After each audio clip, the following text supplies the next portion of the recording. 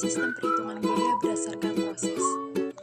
Sebelumnya, izin memperkenalkan diri. Perkenalkan, nama saya Clara Novianda Sitanggang dengan NPM 2301051061. Izin untuk membacakan latar belakang dibuatnya PPT ini adalah sistem perhitungan biaya berdasarkan proses lanjutan adalah metode akuntansi biaya yang dikembangkan untuk menangani situasi produksi yang lebih kompleks di mana produk melewati beberapa tahapan atau proses yang saling berhubungan.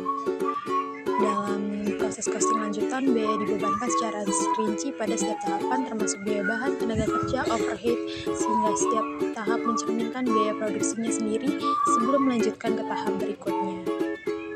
Selanjutnya ada tujuan dibuatnya PPT ini, yaitu menjelaskan perlakuan produk dalam proses awal menggunakan metode rata-rata tertimbang dan FIFO, menjelaskan proses pembebanan biaya produk dalam proses menggunakan metode rata-rata tertimbang dan FIFO, menjelaskan pertanggungjawaban biaya produk dalam proses awal dan biaya produksi periode berjalan menggunakan metode rata-rata tertimbang dan juga FIFO.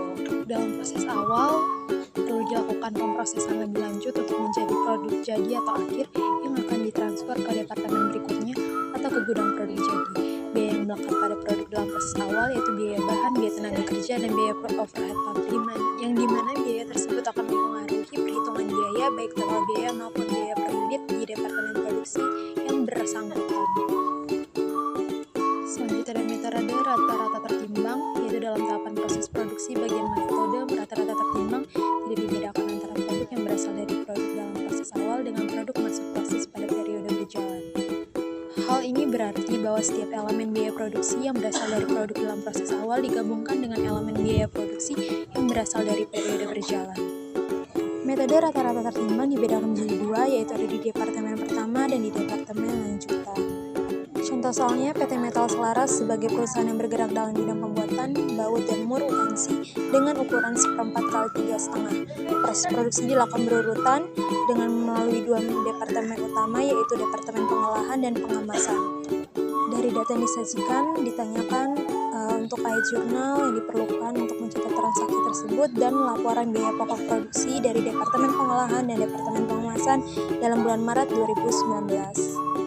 Di sini kita bisa lihat ayat jurnal yang sudah disediakan, sudah ada datanya dan sudah dibuatkan jurnalnya, bisa diperhatikan dengan penulisan debit, kreditnya dalam penyajian ayat jurnalnya. Dan juga kita lihat di sini bisa di pause. Nah, tampilan 5.1 dan 5.2 ini ada laporan pokok produksi dalam Maret 2019. Selanjutnya ini ada metode FIFO di departemen pertanian